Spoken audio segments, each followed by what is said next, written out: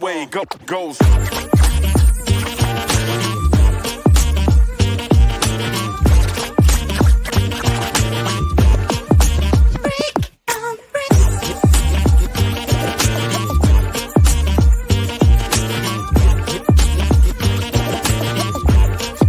Just the way it goes.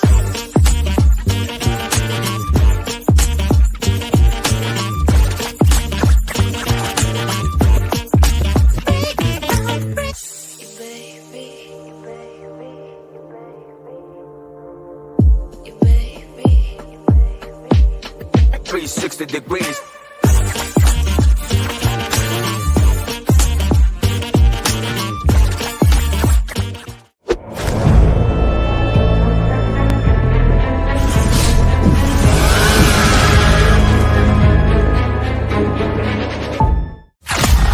Sadistic Penguin Studios presents Yumper and Svo at the Show podcast with Tom Yumper Garcia. Have you paid your dues, Jack? Yes, sir. The check is in the mail. And Justin Svo Svoboda. What, so I gotta sit here and eat dessert alone like I'm fucking Steven Glansberg? It's almost time, so grab a drink.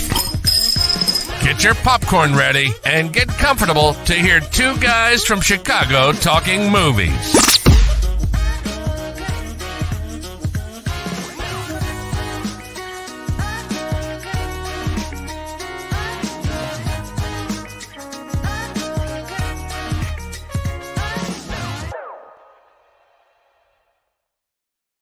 Welcome, everyone, to a live edition of Yumper and Svo at the Show. I'm one of your co-hosts, Tom Garcia, a.k.a. Yumper, and I'm with my other co-host, Justin Svo Svoboda.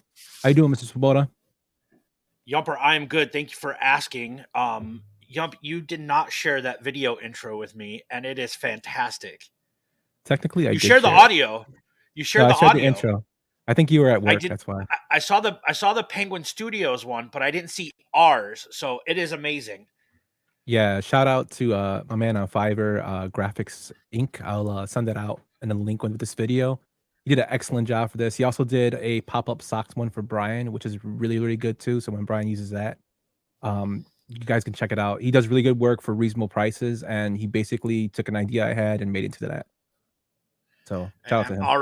I'm already getting ganged up on. So man, what's new with you, my friend? What's going on? Not much, Yump. We are recording a little bit early this week because, you know, as you know, a large portion of our audience we've met through White Sox Twitter, and baseball is a big part of our lives. And the United States plays Cuba, so we wanted to make sure that people could do both. So we're recording a little bit early, but that's about it, man. We got a good guest today, though. Yes, we do. We had something that's been in the works for a little bit. I think you actually were introduced to him in October, so like when our Halloween stuff came out. Yeah, my buddy Wayne that I went to go see Scream with last Friday told me that we would get along, and I followed his Instagram and his Twitter, and I feel like this guy and I are kind of like kindred spirits. We like a lot of the same shit. So I'm excited to have him on and talk about our topic today. Yeah, man, really looking forward to it. We're going to talk, as everybody knows, the Scream franchise today. But let's go into our usual spiel and go into what we've been watching this week. So, Swole, why don't you start us off? So the first thing that I saw since the last time we talked was I went to go see Creed 3. I saw it in Dolby. I really, really enjoyed it. It's my favorite Creed in the franchise. Jonathan Majors is that dude. He is going to be a massive Hollywood star. The first time I saw him was in the HBO series that only lasted a season, Lovecraft Country. If you're a big like sci-fi horror guy, it's like kind of right up your alley. Then it only lasted for a year and they canceled it, but that was really good. And then the wife and I went to go see Champions with Woody Harrelson this week on my day off, and it's good, but I liked it the first time I saw it when it was called The Mighty Ducks. Because it's the exact same thing as the Mighty Ducks. Woody Harrelson gets a DUI, and they make him go do, community service. The premise is a little bit different. It's not, the Ducks. It's some special needs kids that are really, really awesome in the movie, but it's the same thing. But it was still fun. What about you, Yump? What have you watched? So besides filling in the Scream movies, I actually went in and got into like a little Tom Cruise kick. As we know, Tom Cruise was his movie Top Gun Maverick was nominated for an Academy Award. So I went back and I watched some of his classics. One of them being A Few Good Men, directed by Rob Reiner. Probably one of my favorite movies in terms of Tom Cruise's library. I love Jack Nicholson in it. Demi Moore is excellent. Um, just awesome movie. It's from a play that was out that basically became the movie, and it's beautifully acted. I'm surprised Jack Nicholson didn't win the Oscar for Colonel Jessup. Got a lot of one-liners that are pretty hilarious in it. And then another one that I was looking at was The Firm. I actually read the book of The Firm before I watched the movie, which is crazy. Uh, Another great, movie about him being a lawyer. Both of them are him as lawyers, which is kind of funny. But The Firm deals more with the mob and how the mob controls a lawyer firm. It's just classics of Tom Cruise. If you guys haven't seen these movies, I highly recommend check them out. Tom Cruise might be more known for being more in action now, with Jack Reacher and Mission Impossible. But in these movies, it's just, pure acting and, he can play with the best of them in terms of, his presence and the way he commands the screen. And he can change like a chameleon to basically make you feel for him and, feel what his character is going through. Now, in real life, he's a weirdo, but we also push that out in the acting sense. He's an excellent Yeah, actor. he is a good actor. The Firm is a really good movie. For a while there, John Grisham like novels into movies were like all the rage, right? Like the Rainmaker and The Firm, and what was the one with Susan Sarandon? Was that the Client? Yeah. I believe so. The client with, So like yeah, with I think Tommy Lee Jones was in it as well. yes, he was Maybe I an don't know. officer. Yeah, the client. Yeah, good movie. Like they were all the rage. I remember The Firm very very well. But do you know what my favorite John Grisham book adaptation is? What? Christmas with the Cranks. He wrote a book called Skipping Christmas that they turned into Christmas with the Cranks when he didn't want to do like a legal drama book, and I love that book and movie. It's a good movie. I mean, it's a okay movie. I mean, I never read the book, but like these are like his pinnacle of what his of his work. Uh, No, and I totally get what you're saying. I like uh, that movie, and it's weird. but in terms of Creed 3, like you said, Jonathan Majors is going to be a star. I think he already is there. I mean, he was in Loki He is. already, and now he was in Lovecraft Country, as you said, and now he's in Creed 3. He's was in Hard They Fall, which is a great film on Netflix about Western, Yep. and African He American was in culture. It's Ant-Man. He's a big beautifully part of the shot too. MCU now. Yeah, Ant-Man. So Yeah. he's kind of like branching out right now, and he's becoming pretty big. And it's also good to He, see Michael B. Jordan actually get a nice little thing on his own as the director of Creed 3. yeah, yeah. I mean, Ryan Coogler had his hands on this, but like this was Michael B. Jordan from the get-go. And like so I've never been to LA or Los Angeles. And this was absolutely a love letter to that city if you haven't seen it. They like the title fight is in Dodger Stadium. Um they also absolutely show love for the Hispanic community throughout this movie. And I really, really dug it. I can't wait to own this and watch it again. Yeah, I haven't seen it yet, but I definitely will be checking it out. My brother Yeah. saw it and said he really enjoyed it. He's a big old school Rocky fan, and he loves And the saga. I think that's your measuring stick, right? Like we've been on a pod with your brother. Like when your brother values something, you're like, yeah, like I'll check this out. Yeah, I'll check it out. Yeah, so Yeah, I'll definitely be checking that one out soon. But with absolutely. that, Swole, let's go into our special guest. You want to introduce him? Yeah. So Vinny is the owner and proprietor of the Horror House on Belmont in California. It is Chicago's number one horror themed memorabilia and collectible store. It's right across the street from the OG Kumas. Vinny, welcome to Yumper and Spo. Thank you for having me. Yeah, man, it's a pleasure. It's an honor. We've been talking about this for a while. We have a mutual friend that introduced us, and your knowledge and love for horror movies really, really, really impressed us. And we wanted to have you on, and we thought that this big, massive entry into the Scream franchise would be the perfect opportunity. Hey, any opportunity I can have to talk about Scream and talk to you guys, I'm down for. Also, shout out to Wayne putting us in touch and making this happen. Absolutely. Absolutely. So Vin, we do a little thing here when we have new guests on where we ask them a couple questions. Are you cool with that? Yeah. Cool. So the first question that I have for you is what movie, and I'm really intrigued to hear what you say about this one. What movie do you put on when you're home sick, under the weather, or you don't feel good, or you're down?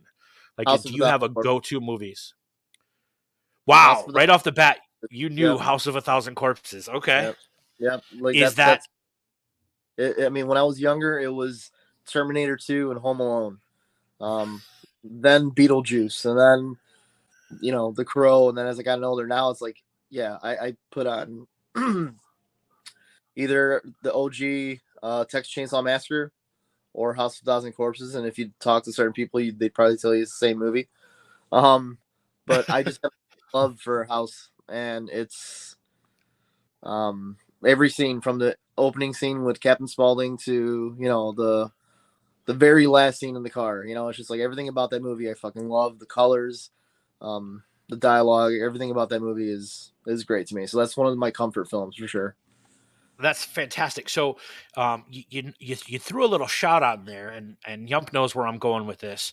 But you talked about The Crow, and Yeah. in our comment section, we have one of the other partners of Sadistic Penguin Studios, Magnificent Stan, absolutely hates The Crow. So I'm really, really glad that you said that because he has That's terrible awesome. taste in movies, and What movies? I'm glad he's like a big Wizard of Oz guy. The Birdcage stuff like that.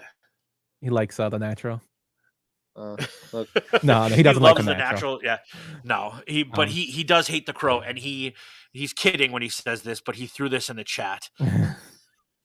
I think he's kind of sees like that The Crow is only as good as because of Brendan Lee's death, which I highly disagree with. Like I strongly disagree with that because I think that was his breakout role, and the story is very close to the graphic novel in term. I mean, of course, they Hollywooded it up a little bit, but it's a good story. Yeah, I mean, Yeah. the sequels are bad, but Also, and you can't take away regardless of the fact that he passed away, that doesn't discredit how great Brandon Lee executed that role.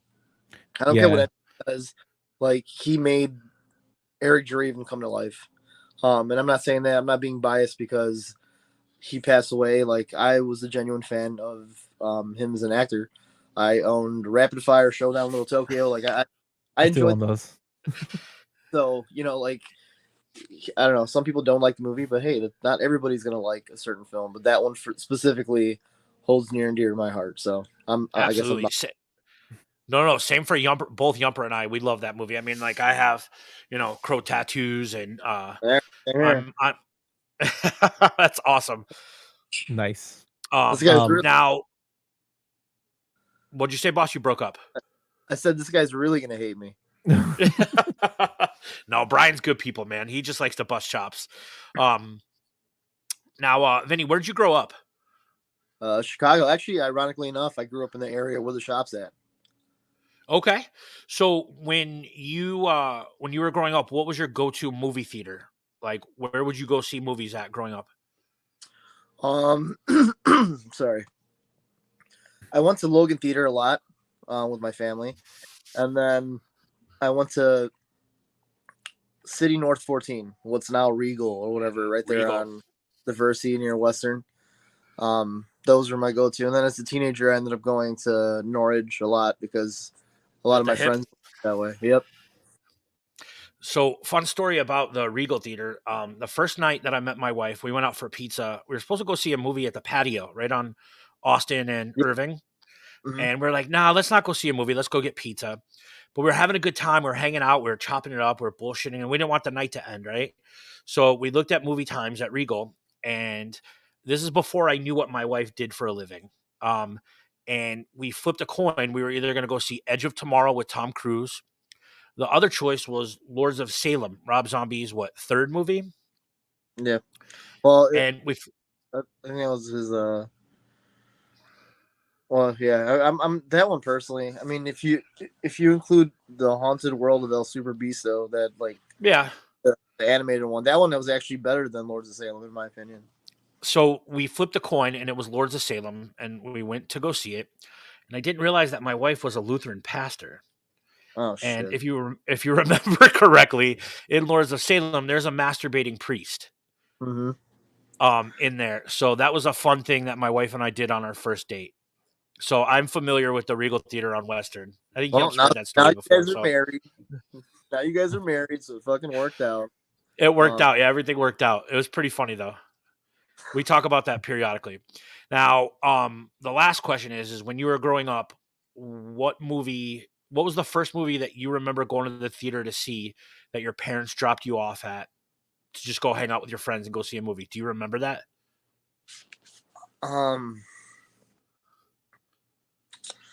Actually, fuck, man.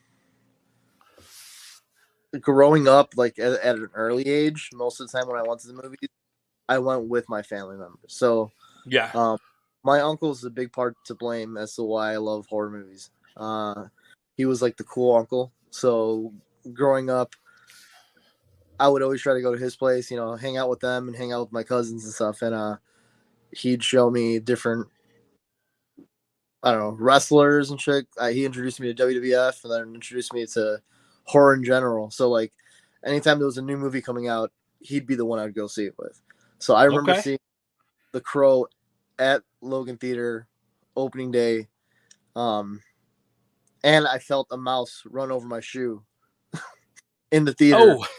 Because it was back before it was remodeled and it was pretty shitty, gross.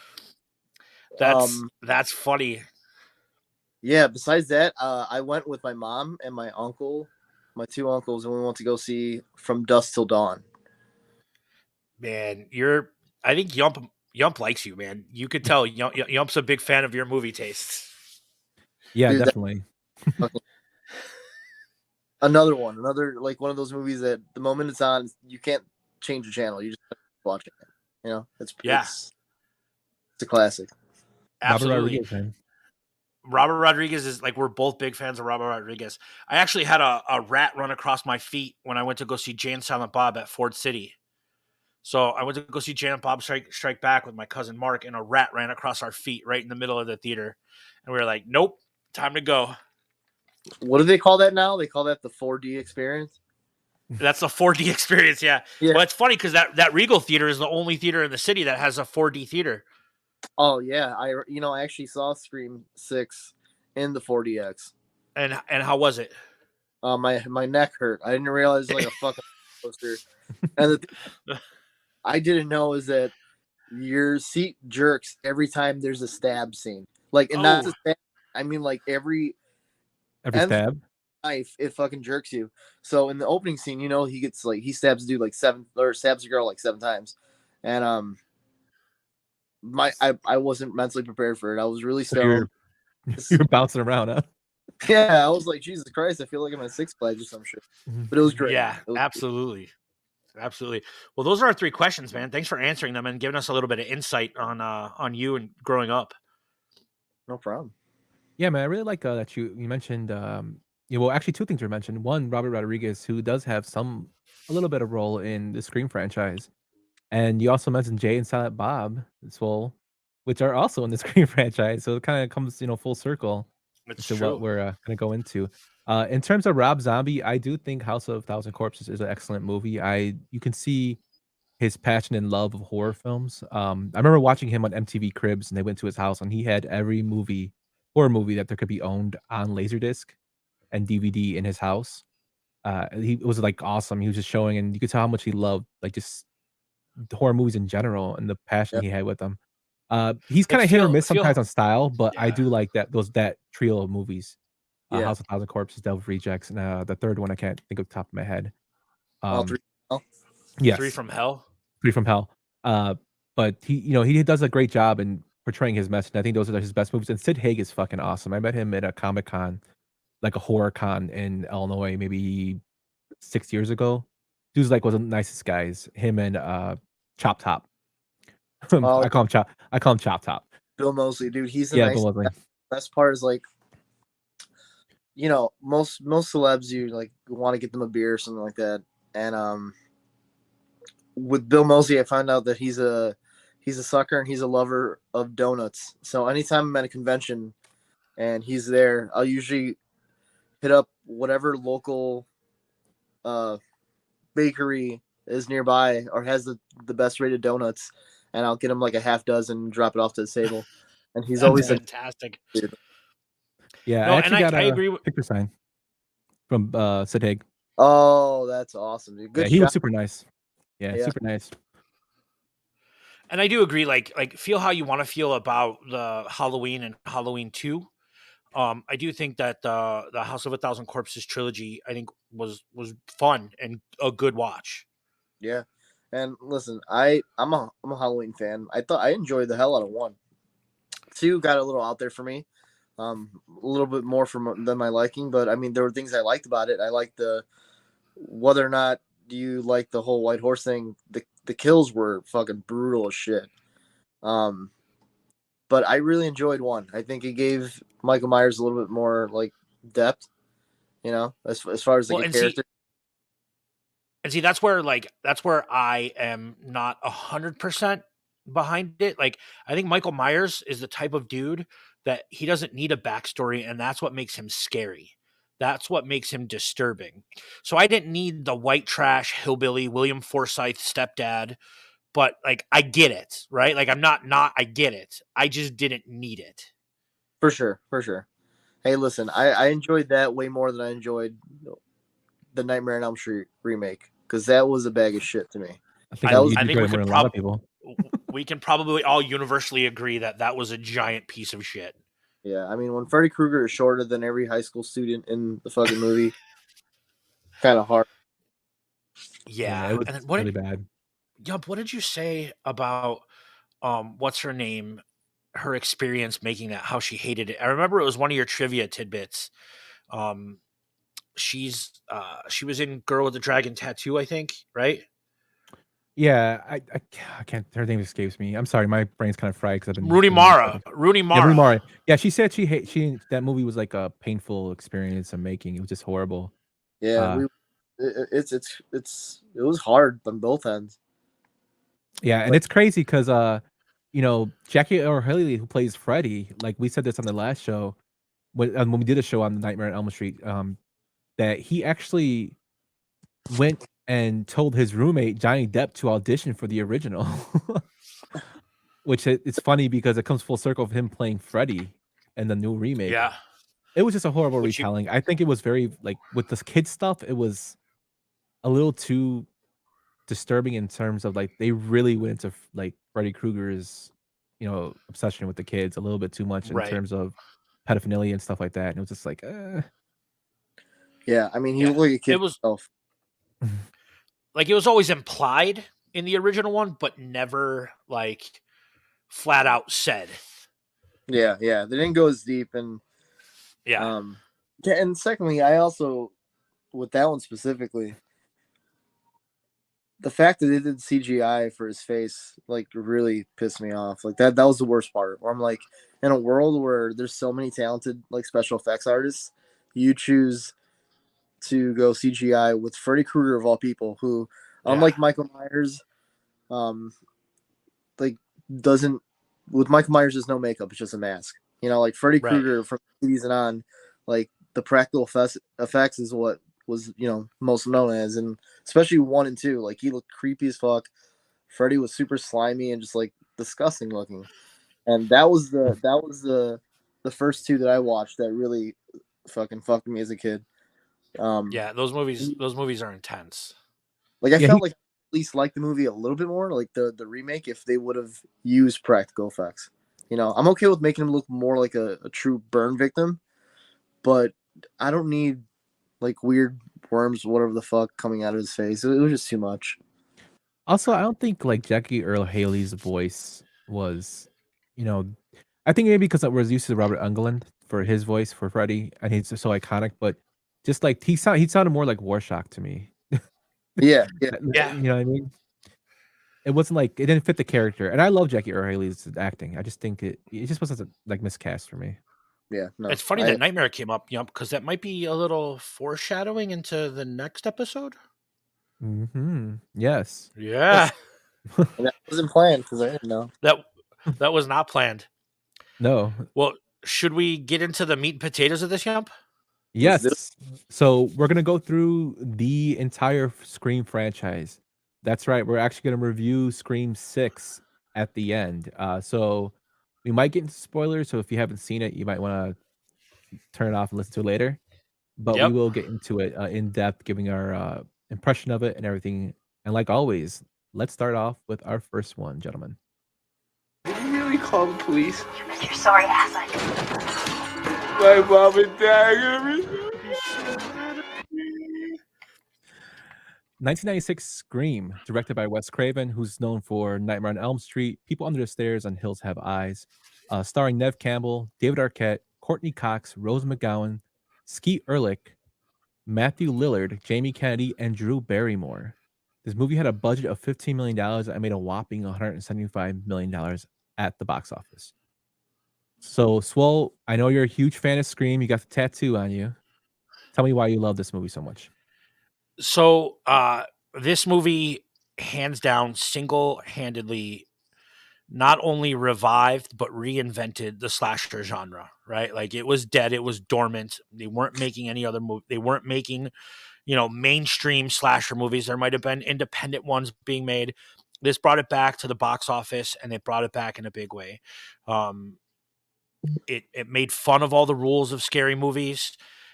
It paid homage to the greats.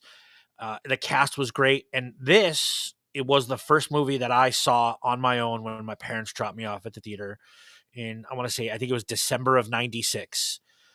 This movie holds a special place in my heart. I will always love it, and I revisit it every year. What about you guys? Go ahead, Vinny.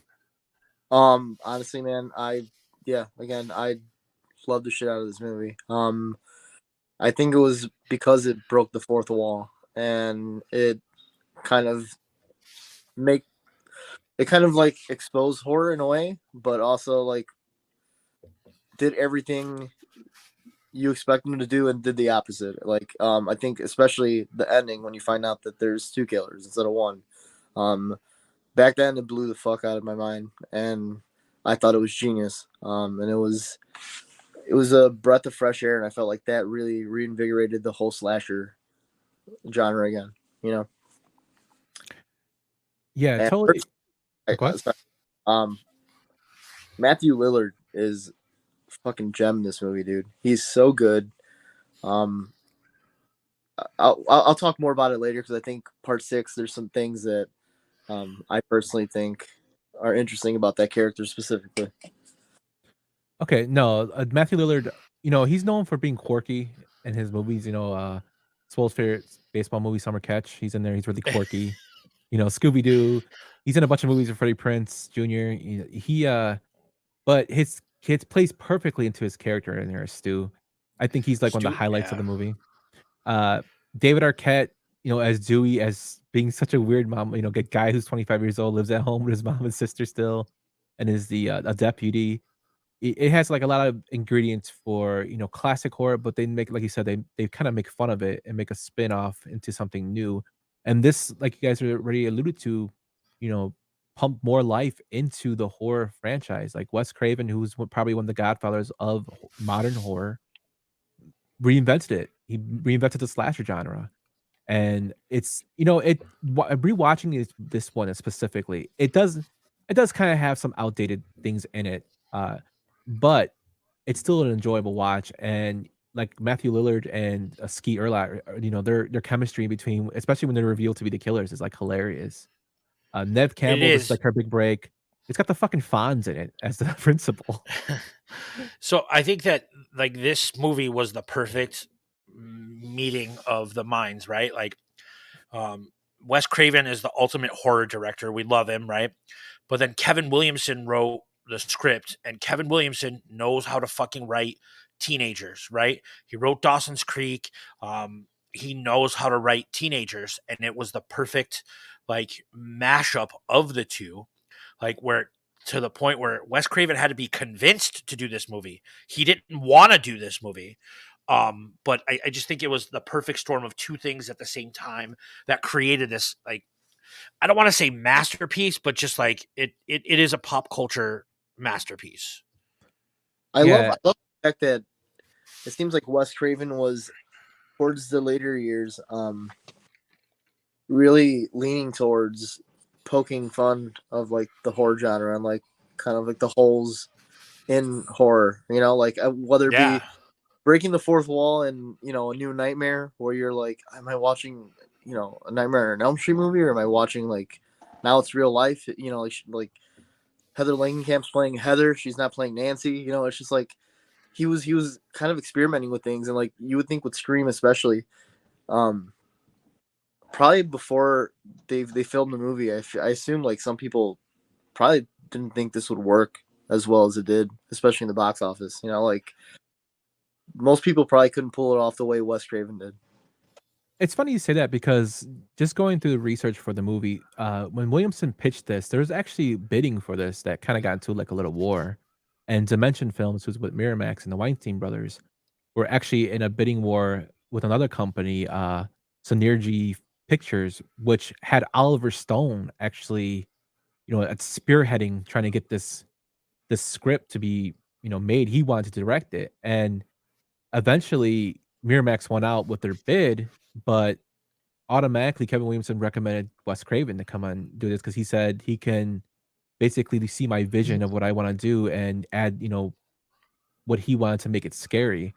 And I thought that was crazy that Oliver Stone almost directed Scream, which would be a I totally can't. different movie. I can't Dude, imagine what a piece of shit this movie would have been if Oliver Stone had directed it. Like a lot of Doors in the soundtrack, bunch of cocaine usage. Hey, listen, I love Natural Born Killers. Yes, I think he would. I mean, Oliver Stone has his place and has his time, right? But I mean, and we're not going to talk bad about Wes Craven, but when was the last time he did something worth mentioning? I think the last movie he did, I think that was worth mentioning, was what was that movie with the dude from Friday Night Lights and Gossip Girl? Wes Craven or Oliver Stone? I don't want. No, Oliver Stone. No, it was a movie with both of those dudes, with her and him, where she was kidnapped by the cartel, and they had to go back and get her. Savages. Savages, yeah. I think that was the last thing that Oliver Stone did that I thought was decent. Benicio del Toro. John Travolta, right? Yeah, John Travolta was in it. Salma Hayek, Benicio del Toro. Well, and Yumper would watch it because he'll watch Salma Hayek read the phone book. I saw that movie actually in theaters with Jen. That's like one of our first dates. But just like a couple points. Shout out Jen. Happy birthday, Jen. Yes, happy birthday, Jen. Thank you for putting up with me. But such a couple of trivia points about the movie. I found it interesting that Kevin Williamson actually offered the role of Sidney Prescott to Molly Ringwald. And Molly Ringwald turned it down, saying she does not want to play a 27-year-old high school student. So that kind of, which I'm glad she did. Bob Weinstein actually approached Danny Boyle, George A. Romero, Sam Raimi, and Robert Rodriguez to direct this movie first. And that's when Kevin Williamson took his foot down and said they wouldn't get it, which is kind of ironic because Robert Rodriguez does have a little history with the Scream franchise. And lastly, Joaquin Phoenix was offered the role of Billy Loomis, and he turned it down. That would have been. Yeah, I don't know. I think Skeet's at this point, it's kind of hard picturing Skeet not being Billy. Yeah. I think Skeet did a great job, but I wonder how Joaquin Phoenix would have played it because I'm not gonna lie, when I saw Skeet's like first appearance, I was like, this guy, there's something fucking wrong with Billy Loomis. The way he like interacted, like Stu was always, I guess, the comedic effect to kind of like get the sense of him being the killer off him. But the way he acted was kind of weird. I'm like, I wonder how Joaquin Phoenix would have played it. But going forward, you can't see anybody as Billy Loomis besides Skeet. Yeah. No, and especially if you've seen the last two. Yeah. And then last bit of trivia is Drew Barrymore was actually cast as Sidney Prescott. And she actually asked to be the role of Casey because she felt that it would be crazy to have everybody think, oh, Drew Barrymore was in this movie, and she gets killed off in the first scene. Spoiler, I don't know, it's 27 years old. But Brian's gonna be mad. She gets killed off in the first scene, and that was really impactful. It's kind of like a nod to Psycho when Jamie Lee Curtis's mom got killed in the shower, and they both received top billing for it. That's pretty fucking sweet. Yeah. Man, I do you guys remember seeing like the first time you watched Scream? Was it in theaters or did you Yeah, rent it it? was. Nope, I was like I said, my parents dropped me off to go with my buddies to go see it at Sony Theaters in Streamwood, and I walked out of there and I was like, "Yep, this is going to be my personality for the next 27 years." Yeah, me, I saw it in movie rental. I went to Masterpiece Theater on 47th Street, and we got it from there. Like my dad's buddy owned the Stay Plus, so when it came in, like he called my dad and said, "Hey, we got it. I'll hold a copy for you." And we went and got it, and we watched it then. So that was the first time I experienced it. That's awesome. Mhm. But you guys ready to move on to number 2? Let's do Yeah, it. let's do 2. Where's your innovation, huh? Why copycat 2 high school loser-ass dickheads? Stu was a pussy-ass wet rag. And Billy Loomis, what the fuck? Jesus. What a rat-looking, homo-repressed mama's boy. Why not set your goals higher, huh? You want to be one of the big boys? Huh? Manson? Bundy? OJ? So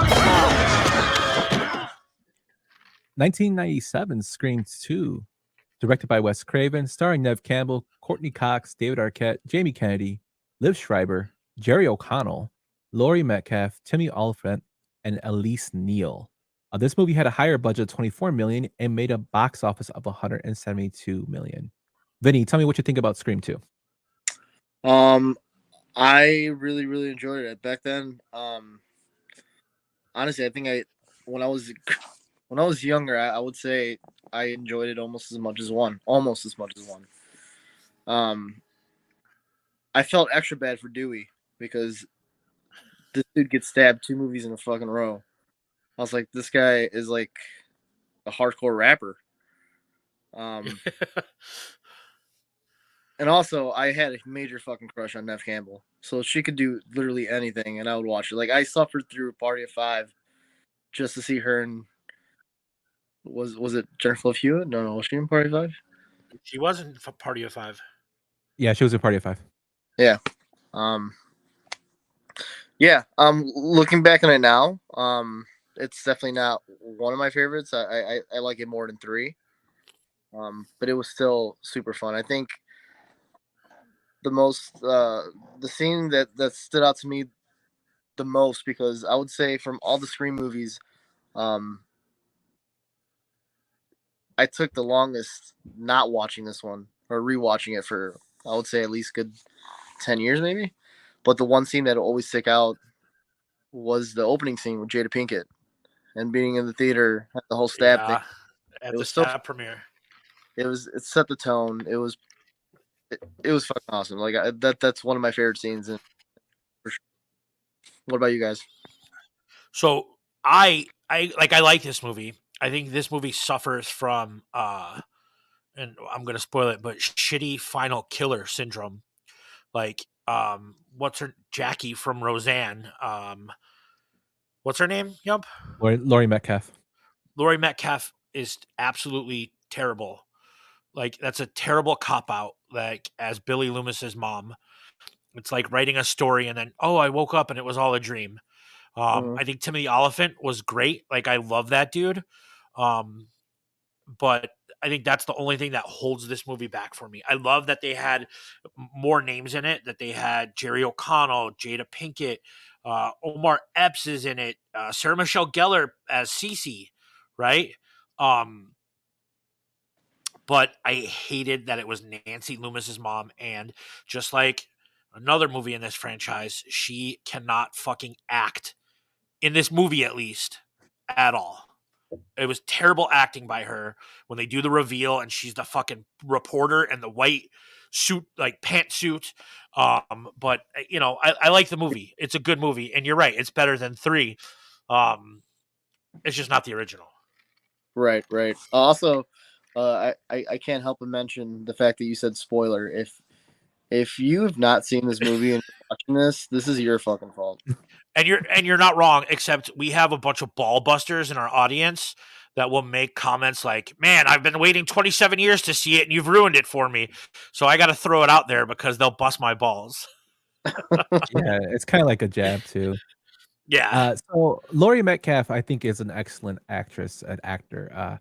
She does. I mean, Yes. she's mostly known for Roseanne, but she's done like Broadway. I think this role for her, there was no really, as you would say, meat and potatoes there for her. This script went through rewrites because it actually got leaked. Uh, it got leaked who the killer was. It was that originally supposed to be Jerry O'Connell to be the killer, which Yeah. shocking is the boyfriend of Sydney is the Yeah. killer, which I think is stupid. It would have been dumb. Yeah. They're in Yeah, a but lose-lose What's situation. wrong with, yeah, like what's wrong with your vagina that you keep getting fucking guys to go crazy and start killing people? I don't know, but just like that. So the movie itself, I thought had some good parts. You guys mentioned Jada Pinkett Smith. Her character in this movie really reminds me of a character she played in a Keen Ivory Wayans movie called Low Down Dirty Shame as Peaches. She was basically the same character, like talking shit about that's what's on screen. That's basically what she lifted off. I think that movie was released before this, so it's kind of her playing the same character. I think they just went back to killing off two well-known actor and actress at the time. It's kind of like a remake. I did love the fact though that they had the movie within the movie, like we would see continuing Yep. on. And Stab was actually directed by Robert Rodriguez, but you have Tori Spelling as basically Sydney's part. You have Luke fucking Wilson Luke as Wilson. Billy, as Billy, which cracked me up. You have Heather Graham as Casey in the beginning of the movie. I thought that was hilarious to me.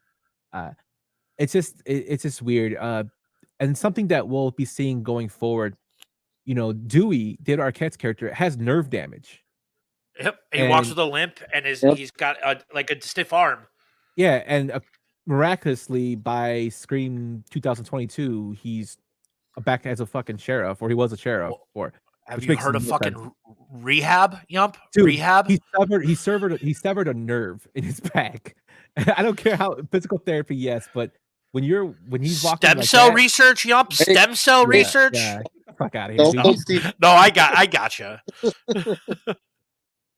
Stone Cold came out at WrestleMania last year, and he had neck issues. No, anything's possible. Okay? Yeah, Well, but- dude, you continue to warm yourself to our buddy Brian by talking about wrestling, and there was something on your storefront that he said that he loved. I don't know what was it, Yump? It Alf? was Jambi from Pee Wee. Yeah, He got really excited about that. yeah. That's good. So like, Brian is the biggest wrestling nerd that I've ever met, and he hosts AEW Playback on every other Wednesday. If you want to check that out, there's a little plug for you, Brian. I love you, buddy. He's also Just the one not that on. right? Yeah, He hates the crow. He hates the crow. But hey, 2 out of 3 ain't bad, right? Yeah. Hey, does he like Sting, the wrestler? I don't know, Brian. Do you like Sting? I don't know, Brian. He's in the chat. Let's see. Are you a big Sting guy? Come on. I know you were typing earlier. He's there. He's there. I'm waiting to see what he says. He says kisses. But while we wait for him, there was 8 different submits of the script to the MPAA because of this gore in it. And Scream is like more what modern. Surface Sting was good. Because the you mean- crow. Yeah. You mean Ultimate? He's lying to himself. You mean Ultimate Warrior Light? Yes, basically with his shouting at this guy. Like these movies, they show more gore in terms of killing, and that's something that is, if you look at modern horror movies in general, it's more gory. And Yeah. of course, it's changed with the times, but Scream was one of the first movies that actually introduced that. I don't think this movie's bad. I don't think nothing's gonna be as good as the original. That's something that as moviegoers we all go to. Like, I just think that the story was kind of weird at the end with Mickey wanting to get fame by using movie as a defense. Well, and Randy flat out called it. He's like, Mickey, the freaky Tarantino film student. Yes. Right? Like, he called it out. And there's 3 scenes. There are 3 scenes in this movie that I absolutely love. 1 is the stab premiere at the beginning that we've already established. 2 is what Nev Campbell is. She's like a theater major, right? And she's doing a performance, like a stage performance, and that's where the killer comes in towards the end of the movie. That is really, really good. And the 3rd scene is when they're talking about the rules of a sequel in the classroom. And I think that's brilliant. I thought that was a brilliant piece of filmmaking when they're talking about how many times is a sequel better than the original, and they break it down. and I just loved it. I love it. Like Joshua Jackson from Dawson's Creek was in that. But those three scenes really stood out to me. Also, he was in a what they call, a film that stole the Scream, idea, which was Urban Legends. Yep. They called it a ripoff. Urban Legends is a guilty pleasure, so I'm not gonna knock it. I'll say I like some of those movies. They're the sequels and shit are where they don't get pretty bad, but I forgot the name of that girl. What's she's on the cover with the curly hair, the like tan girl. Are you talking about Rebecca Gayheart? There we go. Yes, Rebecca. She was the Noxzema. She was the Noxzema girl. She's a babe. She is, yeah. She was a main character in Urban Legend. Yeah, they collaborated in that movie. Tobey Maguire was offered the role of Mickey, which I thought was pretty crazy. I'm glad he turned it down because Timothy Olyphant thought this was just weird. I'm a big Timothy Olyphant fan. Like, I love the movie Go. Mm-hmm. Danny DeVito was offered the role of Cotton Weary. Was he? Really? That would be really cool though. That would have been. Oh, that okay. I was like, really? I didn't know that. That would have been pretty. I was funny. like, oh man. I was gonna try to keep it going. I just said they couldn't. No, that was good. That was good. Also, I liked it. We're all like trying to make sure we're taking our time so we don't have to talk about Scream 3. Yes. That's a perfect segue though, Yump. Yeah. Unfortunately, we have to get to that one. Here we go. On to the next one. Told you I'd make a movie someday. Huh? Oh my god. Well, if you're watching this tape, it means, as I feared, I did not survive these killings here at Windsor College. And that giving up my virginity to Karen Kolchak at the video store was probably not a good idea. Karen Kolchak? Yes, Karen Kolchak. Creepy Karen? Shut up. She's a sweet person, okay? We were working late, we were putting away some videos in the porno section, and, shit happens. Scream 3, released in 2000, directed by Wes Craven. This one's written by Efren Kruger, who wrote Transformers Dark Side of the Moon. So Kevin Williamson did not write this one, and it shows. Starring Nev Campbell, David Arquette, Courtney Cox, Scott Foley, and Patrick Dempsey. Had a budget of $40 million and a box office of 161.8. So Vinny, you already alluded to me. You don't like this movie and this franchise. So tell me why. It's not that I don't really like it. I just think it's the least memorable one out of all of them. Like, that's the one that I'd revisit the least. Like, I don't know. I think it going back to just one killer was kind of like a step back. I was expecting it to, I don't know. I wasn't pleased with the fact that it was like her half brother who ended up being the killer and shit. I just felt like it was the reveal was, again, what you said about 2. It was just kind of lackluster. And it's like, that's the whole premise and like the whole plot is you're trying to figure out who it is.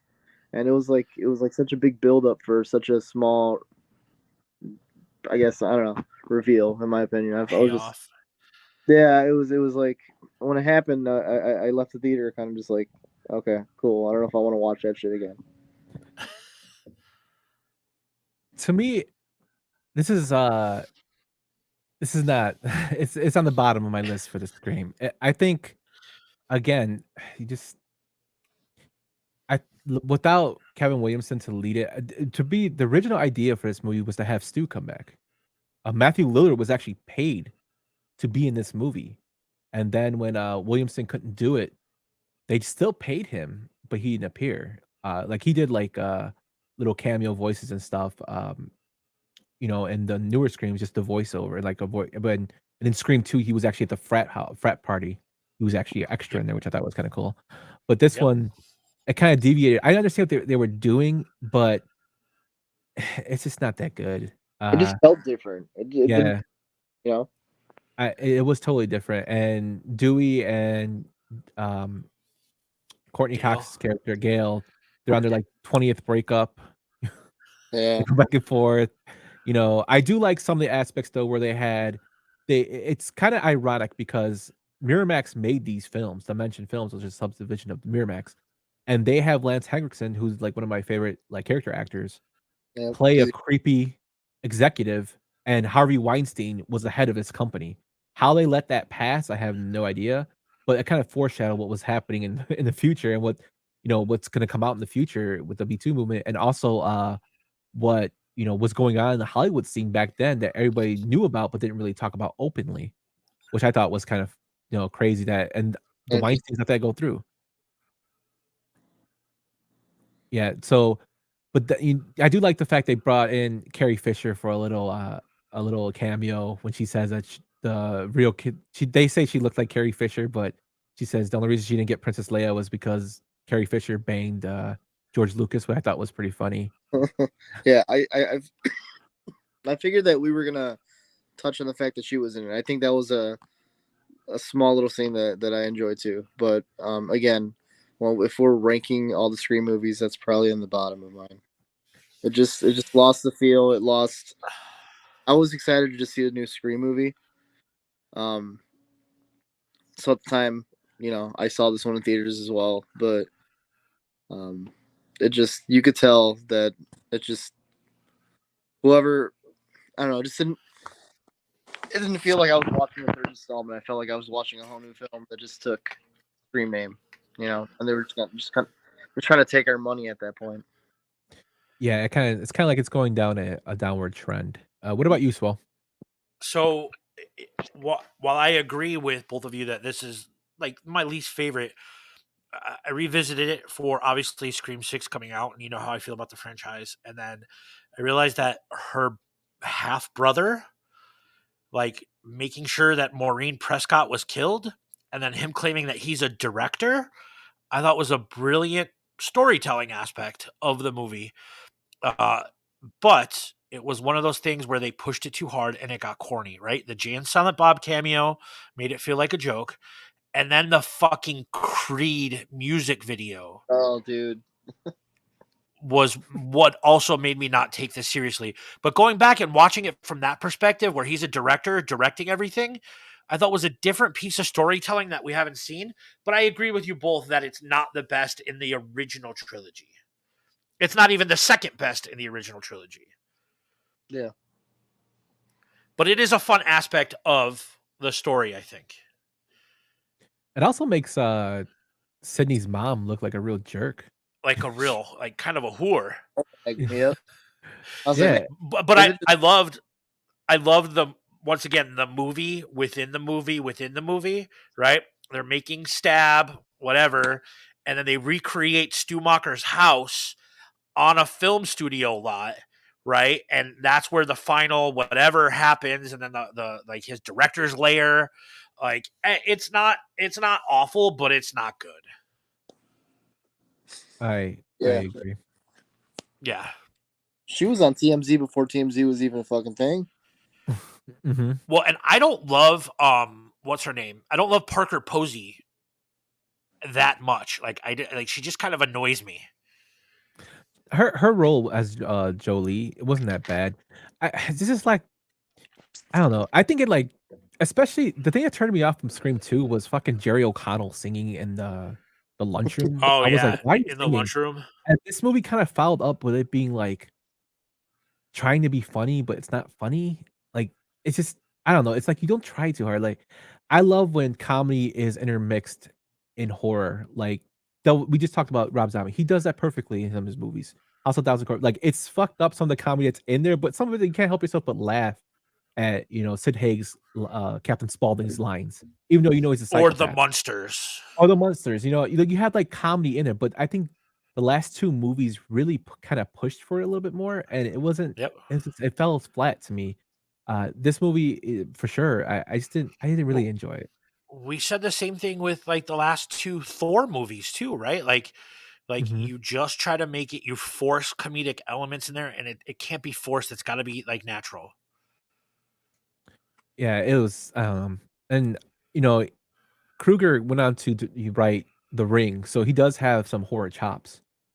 Which I wish he would have shown them a little bit more here, but yeah, it's not one of my Rocky 3. Rocky 3 is a fucking classic. Dude, what the hell are you talking about? He's not wrong. Like you're not wrong, Yump. But you guys ready to move on to the next one? Yeah, let's do it. Three more. Well, it's a stab fanatic, clearly. Working on less of a shriekwell and more of a screamake. Copyrighted terms, by the way. Because all there are now are remakes. Only horror the studio's greenlight. I mean, There are still rules, but the rules have changed. The unexpected is the new cliche. Yeah, you gotta have an opening sequence that blows the doors off, dial up some flashy music video direction, and the kills gotta be way more extreme. Modern audiences get savvy to the rules of the originals, so the reversals become the new standard. Scream 4, released in 2011, directed by Wes Craven. This is actually the last film that Wes Craven directed before he passed. Kevin Williamson returns to write it, starring Nev Campbell, Courtney Cox, David Arquette, Rory Culkin, Hayden Panettiere, and Emma Roberts. This movie had a budget of $40 million and made a box office of 97.2. Swole, tell me what you think about Scream 4. So I love the audio clip that you used when they talk about the opening scene has to be, intense, and then you go to the credits, because do you know, like, what really started that for this genre was the lake sleeping bag scene in the 2009 Friday the 13th. Right? Like, dude's looking for the weed and he's listening to Motorin, right? And then all of a sudden, Jason puts him in the sleeping bag over the fire and the fucking kills get intense. So, once again, they're mocking the rules of the horror game. They're doing it with high school nerds recording their lives on the internet. And Gail Weathers has to come back for a stab-a-thon, and the killings come back to Woodsboro. I think Scream 4 is criminally underrated in the echelon of rankings in this series. I like this movie. I like, Sidney Prescott, and I think the worst part of this movie is Emma Roberts. Like, that she can't act. But I like this movie, and I like the way that the story moved this franchise forward. Yeah, I agree. I felt like this was this made me want to see more Scream movies. After 3, I wasn't sure how they were even going to go about it, but when I watched 4, everything from the fact that Dewey came back, Gail Weathers, and everybody kind of reprised their role, but like all the new characters too felt fitting. I loved the deep talk about horror movies and shit like that. Like it started to feel again like what I said about 3. 3 felt like it just wasn't the same kind of vibe, and this one felt more like 2 and 1. Yeah, I like the reveal. I like the killers. I agree with you wholeheartedly. Emma Roberts is not my choice. I can't stand her as a actress. I felt like they could have casted somebody better, but I did like the killers. I did like you said, what was his name? Rory Culkin, Macaulay's brother. Yes. Yeah. He was really, really good, and he was somebody who caught me off guard when I found out he was the killer. Yeah. I also think that Anthony Anderson and Adam Brody were really good. The comedic relief in small doses as the goofy fucking cops that were trying to survive a horror movie. They kind of took over Dewey's role, where Dewey became a little bit more serious, and these guys were the dunces, and I thought that was well done. So this is actually my second favorite Scream movie. Okay. I think this is a beautiful way for Wes Craven to basically put his stamp on the franchise. He came back. I know he got some bad, taste in his mouth from the previous movie, and he said he would only come back if the script was good. So of course Kevin Williamson came back and wrote this script, and I think it does have some flaws in it, but overall I do like the national progression of the characters in terms of how they grow. Like now Dewey and Gail are living together, they're married.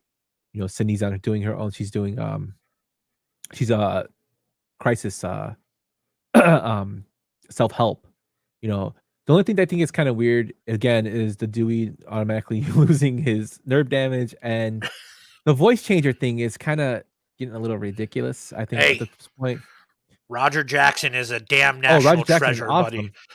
He is, but I think the and like a voice changer. Yeah, just the way they're doing like the voice changer thing is kind of weird.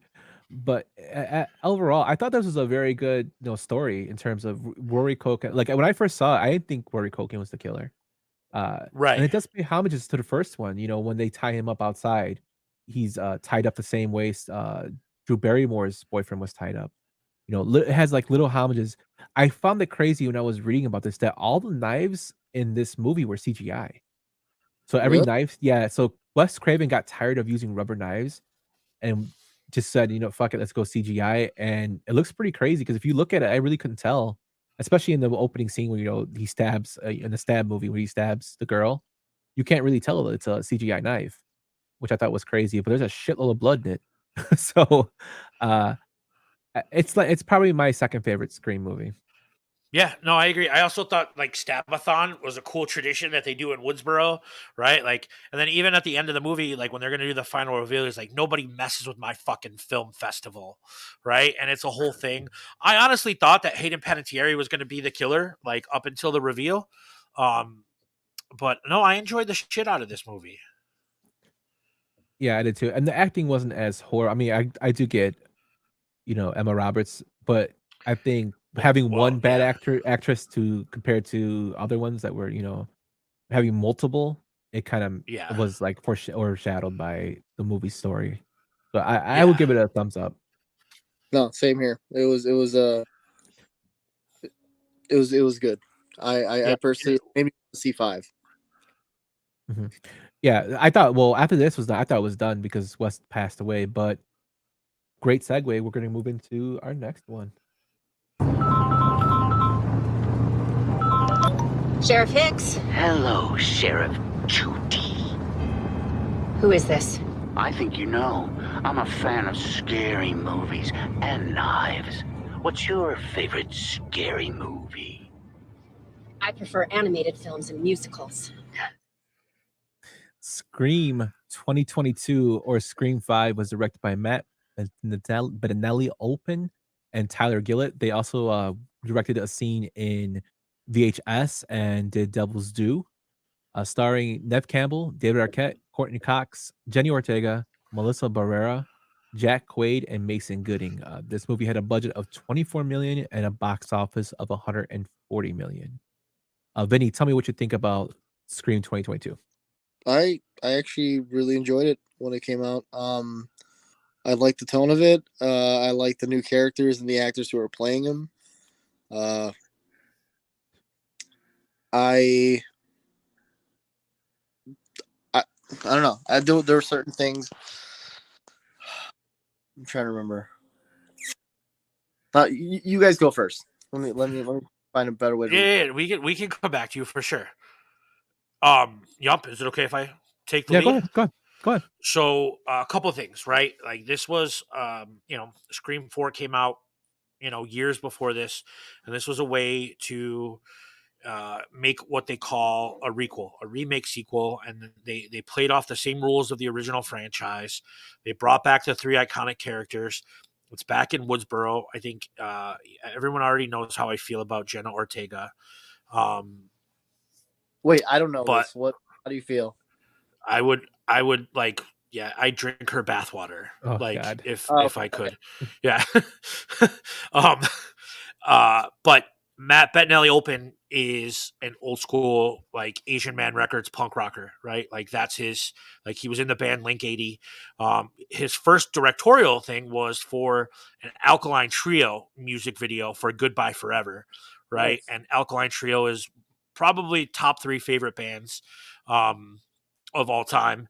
And there's actually Alkaline Trio song in the beginning of this movie. So like nice little homage to that. But, they also brought back Skeet Ulrich and they mentioned Stu Macher for, probably the first time in a long time. And her visions of Billy Loomis when she's having psychotic episodes, I thought was really, really good.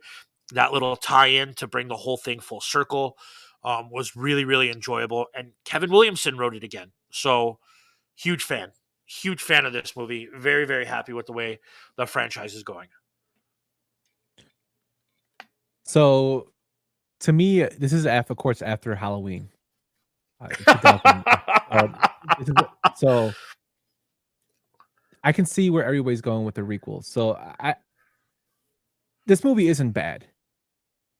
Did I like it? It was okay. And the reason I like it in certain aspects was the way they took the story.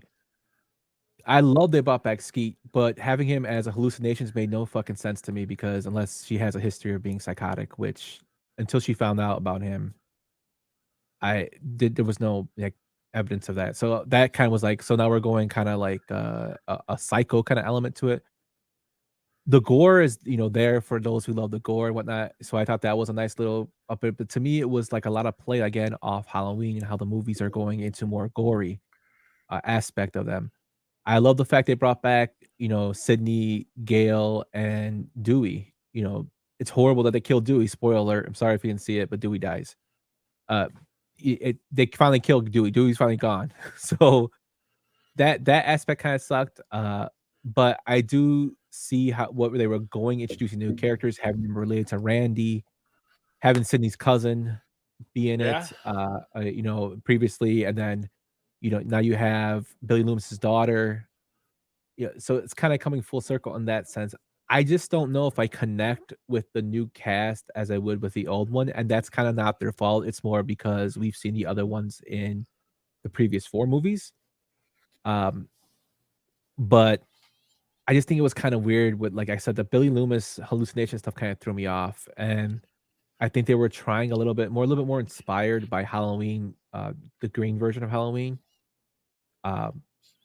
And his making of this film. And, they're both Fucking huge dare fans. you? How They're both dare huge you? fans. No, but they're both huge fans of Craven, both of them, which, to me was they give him the most respect in the movie. They pay tribute to him. They had the house where the Stu Brubaker's house when they, showed the inside of it. They actually had pictures of birds to how to pay homage to him because Wes Craven was a bird watcher.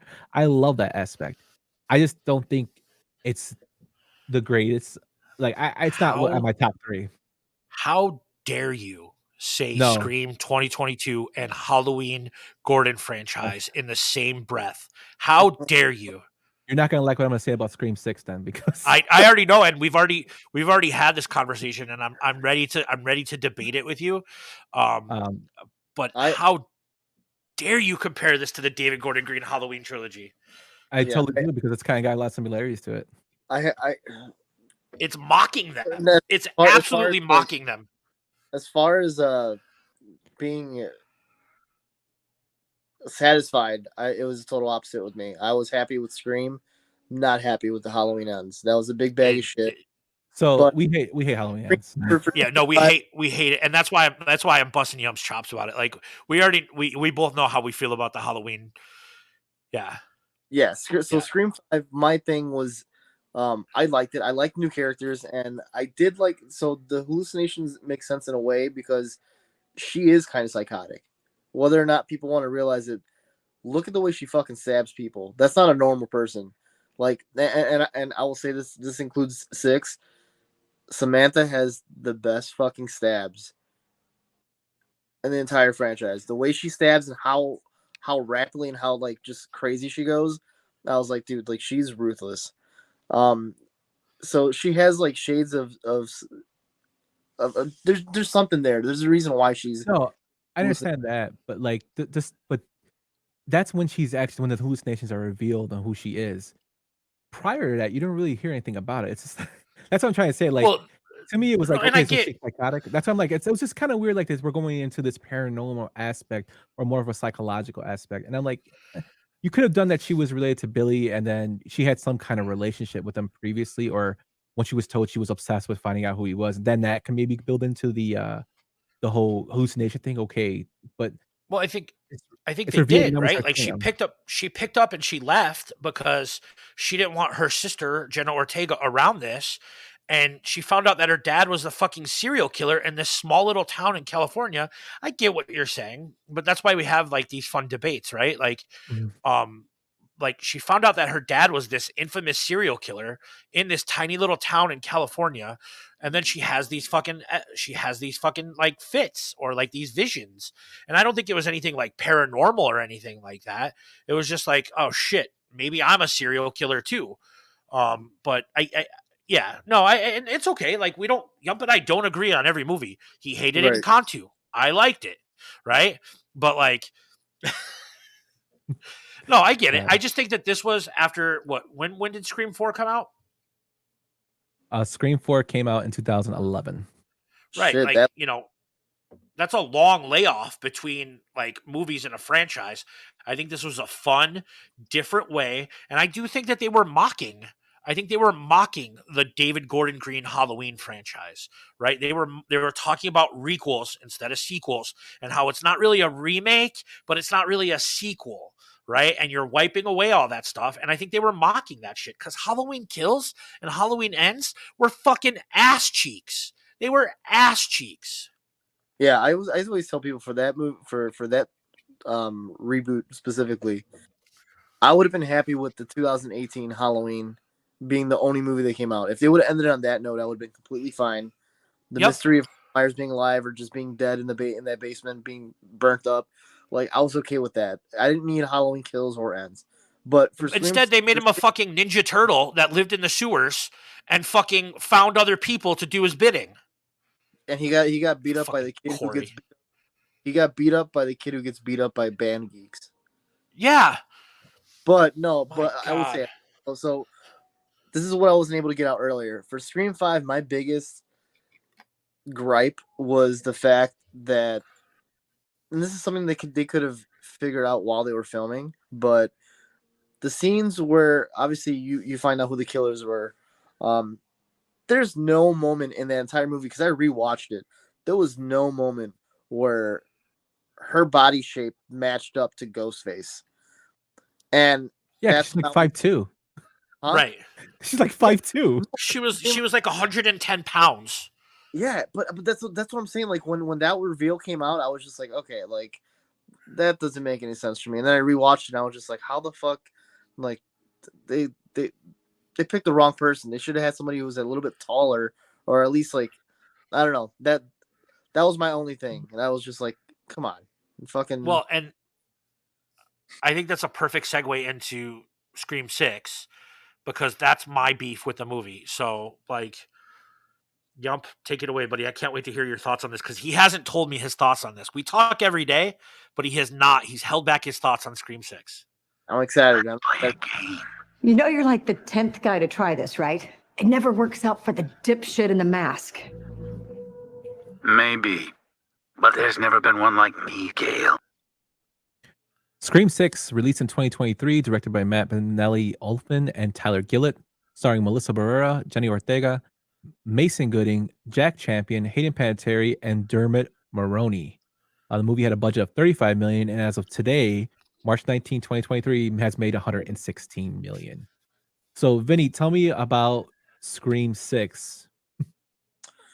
I enjoyed the fuck out of it, to be honest with you. I wasn't sure what to expect, and it wasn't my favorite in the series, but I had a lot of fun with it. Like when I went in, and it wasn't just because of the 4D jerking me around in the goddamn chairs, but like I did like the fresh new aspect of being in a whole new city. Like I'm a huge fan of like Jason Takes Manhattan, and like I like and it's like there, and it's not because it's a good film. It's just like when I watched it growing up, it was just one of those comfort films. And like when I watched it as an adult, Killer Clowns from Outer Space fucking sucks, dude. Like it's a great movie. Like I love it, but realistically, if I'm judging it on is it a great film, it's really not. It's horrible B horror film. But this one specifically, like whether it be the little convenience store scene or just reprising of certain roles, like seeing Kirby come back was really cool.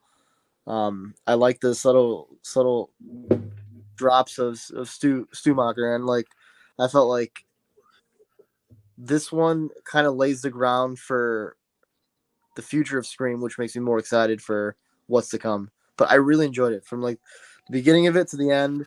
I'm trying not to say too much because I don't want to spoil it for too many people, but like I actually saw it 3 times in theaters. I don't want to take this one, Yum, because I want to hear what your thoughts on this are. You guys about to fight right now? You guys gonna put on boxing gloves? No. We don't fight. We but like we like different stuff, and I think that's the fun part, right? It's all everybody. If he says something about Batman, then we might put on boxing gloves. Well, before we get into this, then on that note, who's your Batman? Mine? Yeah, like who's your Batman actor wise? Like this fucking guy, he's gonna start a fight. He's gonna start a fight. Keaton's my Batman. He'll Huh? always be my Batman. Michael Keaton's my Batman. He'll always be my Batman. Bruce What about- Wayne, I would go Bale. Bale or Ben Affleck. What about you? I mean, that's a fucking loaded question, man, and I could write a dissertation on it. But you know, Michael Keaton was the first Batman that I loved, but Bale is the Batman I love the most. Okay, I do that. Yeah, I think mine leans closer to yours, but Michael Keaton for sure. Yeah. At least none of our Batmans has nipples, so and like I don't think the Michael Keaton answer is the wrong answer, like because that's my age group, but like fucking Christopher Nolan and that Batman trilogy it means a lot to me. Of all his brilliance and Christopher Nolan, he's also the person that told Christian Bale to do that dumb fucking voice. Oh, Stop it with the fucking voice, yo. That's why I Christian Bale. And I love Christian Bale. With the like, get the fuck out of here, dude. That's why I go with Michael Keaton, even though he couldn't move his head to left or right. He's still my Batman. All right, let's hear your Scream 6 reviews. I want to hear Scream 6. This is the first. This is a reveal. Is this spoiler free or no? I can give a spoiler free. But so there were some aspects of this movie that I liked that had nothing to do with the story. The fact that Flash from fucking Spider-Man's in it, I thought was hilarious. That part, Samantha Weavering, who I loved from Ash versus the Evil Dead, and she was also in Bill and Ted 3. She plays a small role. Dylan Mulroney, who was one of the first fucking Young Guns, loved him as Dirty Steve. That's pretty much all I liked about this movie. I went in with clean slate, wanted to see it. I did not enjoy the acting in it. For one, was bad to me, and I know it's a horror movie. And yes, you brought a horror movie. Kirk Clown's Outer Space, but it was really bad to where I couldn't get over it. There's certain scenes that make no fucking sense for the characters to do, and I'm a franchise that basically calls out stupid shit that happens in horror movies. There's some stuff in here that made no fucking sense to me. That I'm like, why are you letting this happen? Why aren't you doing this? And it's just obvious things. If we're gonna go, we're going breaking the fourth wall here, which what Scream usually does. This movie does not do it. It's just, to me, it's plays on that aspect, and then I just did not enjoy it at all. And then Courtney Cox, I love her, but man, she's looking a little rough. Like, and I don't mean to be mean, but like the plastic surgery, like really, I was like, holy shit, like Courtney Cox, like what happened? I couldn't get over that fact. It's, to me, like they were recycling a lot of ideas for this one. The Dewey aspect, for instance, that aspect was put into another character. I mean, it's the same. It's the same thing that happened with the Star Wars, like 7, 8, and 9, right? Like, yeah, I feel like those are like a Scream. I hear you, and I agree with a couple of your beefs. I'm gonna say this: my least favorite part of this movie was Dermot Mulroney. Like, he was a fucking terrible actor as the dad in this movie. That was one of my beefs. The other beef was the same thing that we talked about in fucking the previous one, where there's no way that the little girl is fucking fighting Courtney Cox's boyfriend, the big 6'3", black guy in the fucking condo in New York City. There's no way that he doesn't just pound the shit out of her, right? Because we know that the other killer was on the train, like going to meet them, right? So like, I know you got to suspend disbelief for all that other shit, but like, come on, man. Like that, I think those are all fair beefs. But I think that like Vinny said, the scene in the convenience store was fucking very, very well done. I think the scene on the subway with all the homages to all the other horror icons was really, really well done. You had Michael Myers, like the good Michael Myers, not the David Gordon Green Michael Myers. You had Pennywise, you had Pinhead. All those guys on the fucking subway looked really, really fucking cool. And the way that the power went out on the trains, I thought that was really, really well done. And I think that like the mentioning of the stuff that happened in Woodsboro with the fucking artifacts and the shrines was really, really cool. No, it's not going to fucking like we're not reinventing the wheel, but it was a good way to keep this franchise moving forward. Yeah, I honestly think I wasn't expecting there to be 3 killers. Towards the end, I was like, when it happened, I was like, of course, like it makes sense that it would be 3. But yeah, I had no problem with it. I like I said, I had fun with it. The kills were definitely gorier than they've ever been before. Yeah, I did like that. For me, that's not going to change my love for Scream. Like I like seeing gore. Like some movies don't need it, but if you're watching like a movie like Scream, you kind of want to see it. You know, like I don't want to see a Scream movie where they're holding back on blood or holding back on kills, because this isn't a movie that's based on just story. You know, like the kills are just as important as the story itself. You know, and like what you were saying though, the cop, his acting was, it frustrated the shit out of me. There was one bad. There was one line in specific. I don't know what it was word for word, but it was when he was coming out crying because his daughter. Fuck with my family, you die. Oh, dude, that line! Every single time. I think that's the reason I saw it 3 times in theaters, just so I could hear that line and cringe or laughing. Everybody in the theater was laughing, so it was bad. Yeah, that specifically, I'm like, who didn't see this post cut and was like, you know what, this feels a little awkward. But no, I think there were certain things that make me, again, more excited for what's to come. You can kind of see that they're kind of expanding on the idea that Samantha's fucking psycho. You know, like whether she's given to her inner, you know, killer or not. Billy Loomis, yeah. The way she stabs, even in this one, like she just has a killer mentality, and I think that's a really cool, interesting storyline that I've enjoyed so far. Listen, it's not the same movies that we grew up loving, but like it's almost like the That 70s Show reboot. You know, like I watched it at first, I was like, I don't know if I like this. Then halfway through, I was like, you know what? Like they made the same kind of jokes, but except it was updated. This is more for like these new kids. It's not for us, you know. And I feel like what they're doing with these new Scream movies is that they're trying to lay a foundation for new fans to feel like they can be a part of this. Wow. You know, like they don't have to feel like if you weren't there for the first Scream or the second Scream, you know, it's too late to jump in. Like they're trying to set, you know, I feel like in the years to come, in 10 years, there's going to be people who are like, who are your Scream people? And you're either fucking Nev Campbell, the OGs, or it's going to be like Samantha and, you know, all these guys, which, you know, I see what they're trying to do, and I see like why they're trying to do it. A lot of it's for, you know, trying to keep the franchise going and trying to get as much money out of it. But like, I don't know. I guess when it comes I think you just Freddie Prinze Jr. the shit out of your quote right there, right? Because Freddie Prinze Jr. went on this famous Star Wars rant, and he's like, guess what? These movies are not for fucking you. They're for kids. Star Wars episodes 4, 5, and 6, they were for fucking kids. The prequels, episodes 1, 2, and 3, they were for different kids, right? And I think you just Freddie Prinze Jr. this, and I think that's a good explanation. I think that's yeah. My pushback to that is saying, I don't think these movies are for me at all. Just going in as a person watching a movie, it fucking sucked. I like. There's just too many.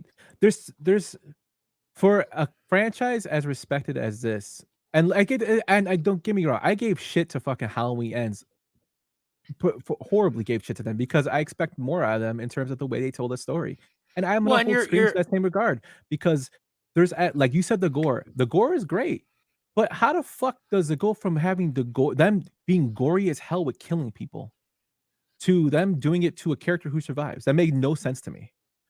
Well, and that's always how it's been. Like Dewey got fucking stabbed multiple times, right? You know what I mean? Like Dewey survived, right? And do I think that let's watch the character get stabbed multiple times and stand there. Do I think the brother, like him surviving that, is a little much? Yeah, probably. Like he probably shouldn't have survived that, but you know what I mean? Like that wasn't enough for me to take away from my enjoyment of the movie. I feel like that's the thing on top of other things. A couple things for me. Go ahead. I'm sorry, Vinny. No, sorry. I think that part where the dude gets back up in the end. I feel like it was just them paying homage to like what Scream 2 or even 1 where like there's always that one person where you think they're dead and they fucking pop back up. It's like it's Right. almost like This is the final moment. Yeah. Yeah. But No, one and I thing agree with Yump. Like I agree with Yump. Right? That dude should have been fucking dead. Like that was a stretch. But they did it twice But with this movie. It's two people that one Yeah. off screen and one on screen. Yeah, 'Cause well, you hear, like "Why?" Gale Yeah. should have died, right? Like, and I think like you sometimes you got to get rid of that character. But yeah, I don't know. Like, it is what it is. I think Yump, and you're totally fine with this. You've owned this role in the past. I think you're definitely in the minority on your review with Scream, but like we're allowed to like what we like. I will say I am No, I want to hear this. I want to hear this because you're shaking your head and you're disagreeing. Like, well, how are you not in the minority on this? Just because of this movie is getting more nostalgia than anything, I don't think I'm in the minority because the reviews I was reading from other people and people that I've that I've talked to were like they didn't like it either. And I mean, like, so go for ahead. the I'm same sorry, reasons buddy. I did. No, for the same reasons I gave. And it's not me being overcritical. Like I don't think I'm like Roger Ebert or Richard Roper. It's just something for my enjoyment going in. You Like mean I did not. You mean the guy that gave it 3.5 stars? Yeah, and he also liked Encanto, and he liked the movie with Nicolas Cage that we both didn't like.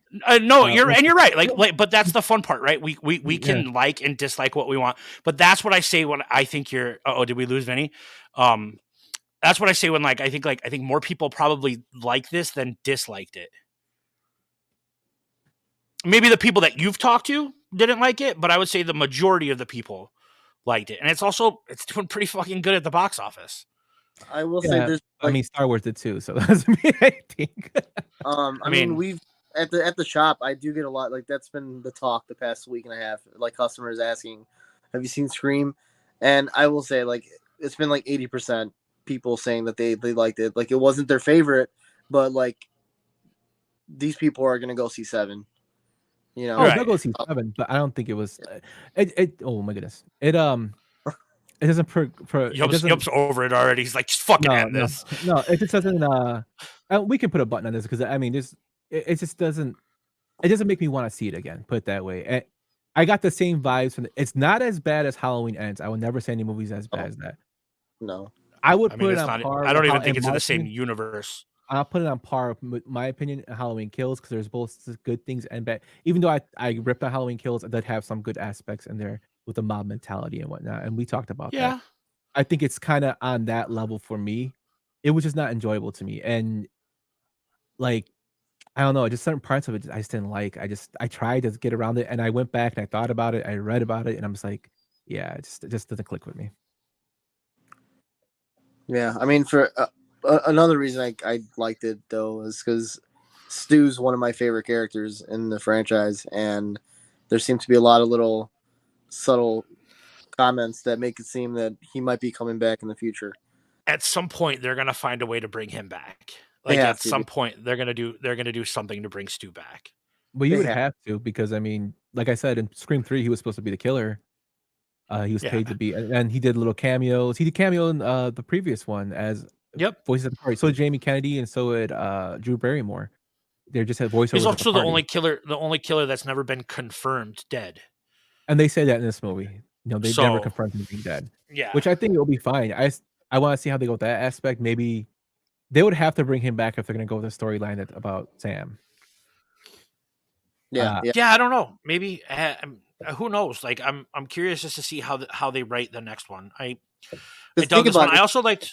Go ahead. I'm sorry, buddy. I'm sorry, dude. I mean to talk over you. That was no. You're good, man. You're good. You first. Your show. Well, no, I loved the little I love the Jason Manhattan at the beginning of the fucking movie. Like they're watching it on the TV, and that's it, right? Like that, like the little tributes to horror icons of the past. I thought were done really, really well. Yeah, no, I just had a stoner fucking moment. No, I'm sorry. I just got a text message from Brian that is. Yeah, I'm sure you did because you guys talk like little old women. It had nothing to do with this. It was just something else that was mentioned earlier that just cracked me up. Oh my god. Now go ahead, Vinny. I'm sorry for interrupting you. No, I was gonna say I feel like I have to look it up. If I had my fucking computer, I would have done it while I was here. I'm pretty sure that Matthew Lillard did a thing called like Stu's Not Dead, and it was like I don't know if it was like a short video or something where like he was showing like what he would have, or he was talking about like what he would do to bring back his character and all this shit, which really led me to believe that he was going to come back for the last one. But he was I think talking. maybe just too many people expected it, like in this one. I think they expected it, and that's what they wanted to avoid. Yeah. So it's funny you said that because I just looked it up, the Matthew Lillard, if he did something like that. And this is an article from Collider where Kevin Williamson confirms Matthew Lillard's Stu is dead. This is from December 16th, 2022. So, but then they did this. Yeah, that's what I'm saying. Like, are they? I don't think, and I don't believe Kevin Williamson wrote. I think these are based off the characters. I don't think he wrote this script. But it's just like, well, I mean, they're kind of hinting that he is, unless he's trying to pull a 180 on you and like, oh, he's alive. Yeah. I mean, they flat out can't say like Stu Macher is dead, and it would be a cop out to be like, well, he's been in a mental institution or in jail this whole time. It would be a cop out, and like you would be pissed. Like I think a normal moviegoer would be pissed if that's how they decided to bring him back. Yeah, well, I feel like that's what we call in the wrestling community, we call it kayfabe, where you know that they're just telling you that shit to keep the magic alive in Hollywood, so you don't know what's gonna happen. If they decide to use him, they want everybody to believe that he's dead, because what's the point of saying he's alive? Then we're all gonna. Yeah. No, I think that's. It could be. No, go ahead. Do I think he's dead? No, I said, are you guys excited for Evil Dead Rise? Yes, actually, that's actually a remake that I'm looking forward to. That's yeah. You know what? I can't wait to fucking bash it on our next Yumper phone. I'm gonna really like it. Like I'm gonna secretly like it because I like that type of shit. But I'm gonna bash it just because Yump likes to do it to me. No, I'm just fucking with you, Yump. I'm fucking with you, dude. And if you bash it, I'd be like, you're in the minority. That's what I would tell you. Well, I would say, like, I mean, I think the guy that owns the fucking horror shop in Chicago, when he says his audience comes in and like it, I think the people that you have talked to might not like it. I don't think you're in the minority, like, whatever. I think the people that you have talked to might not have liked it, but that's what I mean. Like, the Rotten Tomatoes score is good. The box office score is good. That's what I'm referring to. Yes. That is good talk. Tomatoes by somebody else. So it doesn't mean anything to me. I mean, like, when it comes to this is totally like another rant off. When it comes to user reviews, I don't go anything like that because She-Hulk got fucking smashed and destroyed by people on IMDb, and that show really isn't that bad like people say it is. I still haven't seen it, so I don't know. But I believe you. I believe you. But I'm like, but if 100 people say it, you know what I mean? Like that's all I mean. No, I get that, but I don't. I just didn't like it. I tried. If Stu comes back, then I might go back and watch the next one. But that's fair. They need to work on their. And I think that's the cool. This franchise has its ups and downs, right? Like we talked about Scream 3. We talked about what my beefs were with Scream 2. Like the franchise has its ups and downs. It's not perfect by any means, but all horror franchises have like that. Yeah.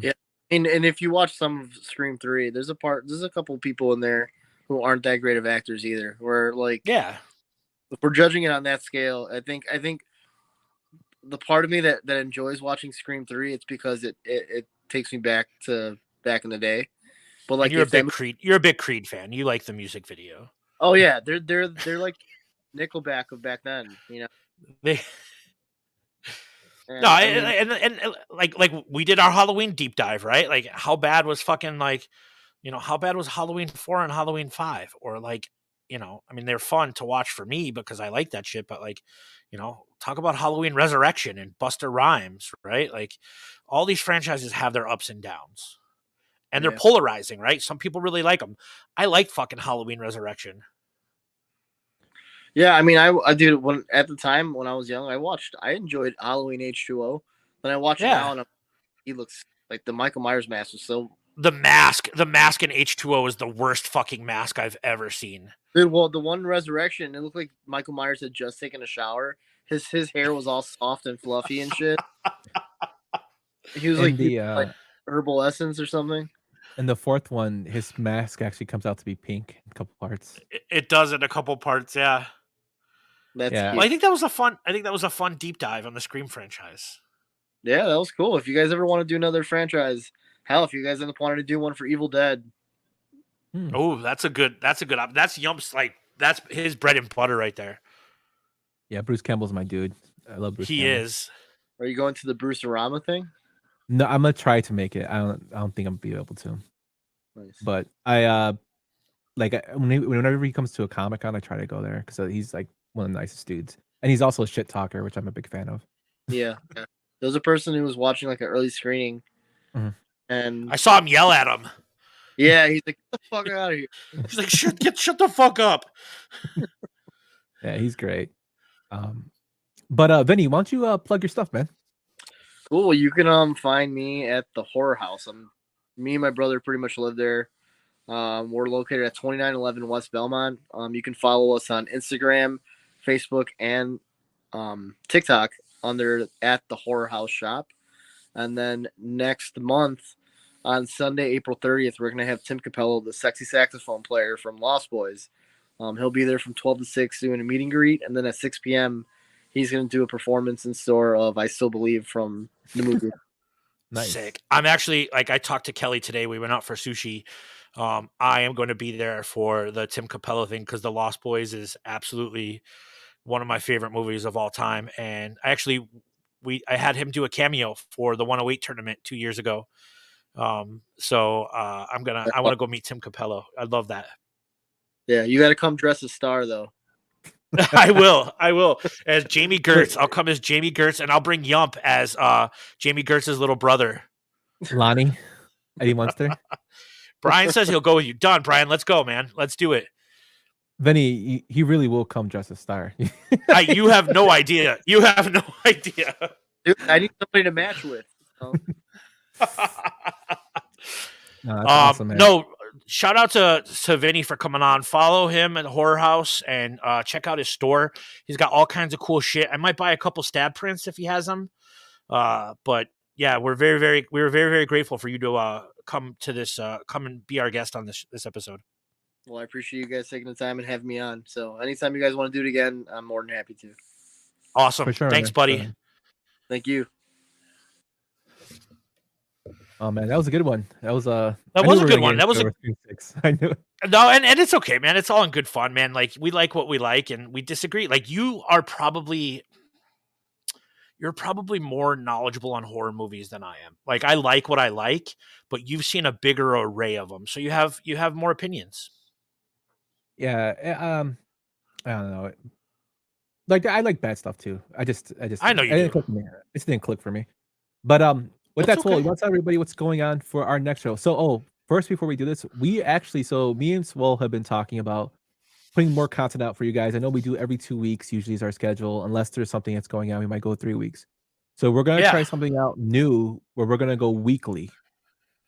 And see how that goes, and if you guys enjoy that content a little bit more, because I know I do get asked by certain people, when's our next podcast gonna drop? When's the next episode? Yeah. No, that's okay. We have so much stuff, like so much content on Sadistic Penguin that like we didn't, we probably could go every 2 weeks, but it's a creative outlet for us. So we're gonna try to go next week and see how it works, but also full right to go back to every 2 weeks with work schedules and families and stuff like that if things get too busy, because we've always said, right, Yump, back me up on this, when it stops being fun, we don't want to do it, right? Like it's got to be fun for us.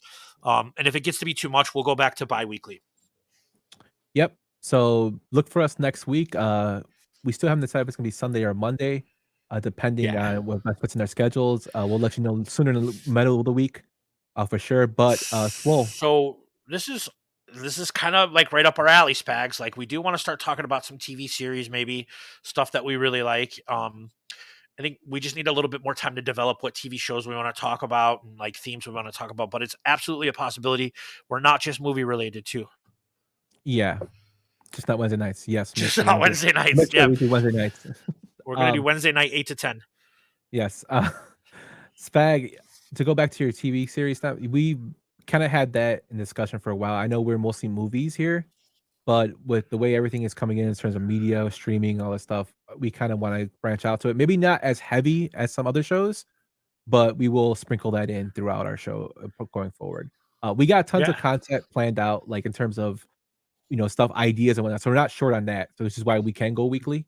We just want to try something new because we do like to do this, and like Swole said, it's an outlet for us. So we'll be trying this weekly thing out. But Swole, tell everybody about our next episode. Yeah, so our next episode next week, we are going to do movie remakes. And which one was better, the remake or the original? We know how it might go for most of them, but we're excited to talk about the remakes. So, we already discussed one of them earlier this episode, and I think maybe that might be making a reappearance. I don't know. Who knows? We haven't discussed the movies that we're going to put in there yet. Yep, we haven't discussed it yet, so we're gonna go in blind, and we'll have 5 of each of our favorites or ones that we think suck, and we'll let you guys decide. Before we get to Swole's final thought, maybe a draft movies and stuff. Should we do a draft? We should start doing some draft episodes. Definitely. We should start On doing Wednesday nights. Year drafts. Year drafts. Yeah, that's a good one. Year drafts on Wednesday night. But now seriously, before we get to Swole's final thought, thank you guys so much for tuned in. I know we got the baseball game coming up. We're trying to cut it close so where you guys can go get a couple drinks in and watch it. Check out the from 108 playback with Sox Machine. They'll be on for watching the USA versus Cuba tonight. Also, check out my man Brian's AEW playbacks on Wednesday and the Statistic Penguin playback, and his show Getting Drafty in here on Fridays at this YouTube channel. If you guys can, please like and subscribe, or just subscribe. We're just trying to build the channel up again, as we left the previous one, and now we're here. So we're trying to get our subscriber numbers back up. And check out the statisticpenguinstudios.com, our website, where we post all our pods and our articles there. And with that, take it away, Mr. Swoboda. Yeah, absolutely. Once again, thank you for watching this episode. Thank you to Vinny from the Horror House. If you guys get a chance, on Tuesday is my day. Brian, when's your day? Vote for Sadistic Penguin Studio representation in the 108 tournament. I don't know when Brian's day is. Brian, can you throw your day in there real quick before we sign off? Mine is Tuesday. I'm working on some content for it now. I think he might be Wednesday. I think Brian is Wednesday. If you want to vote for Brian's Tuesday as well. What I need you to do is I need you to create burner accounts and give 1 vote to Brian and 1 vote to our boy King Nam, because I can't pick between those 2 beautiful bastards. And shout out to the 108 guys for making fun stuff for us and taking care of us. And on that note, we'll see you guys next week. Deuces. Oh, also vote for Mr. Hand. yeah, vote for Pete as well. I forgot. Aloha's going up against the juggernaut, Alley White Sox. We'll show Pete some love. But with that, show Pete some guys. love.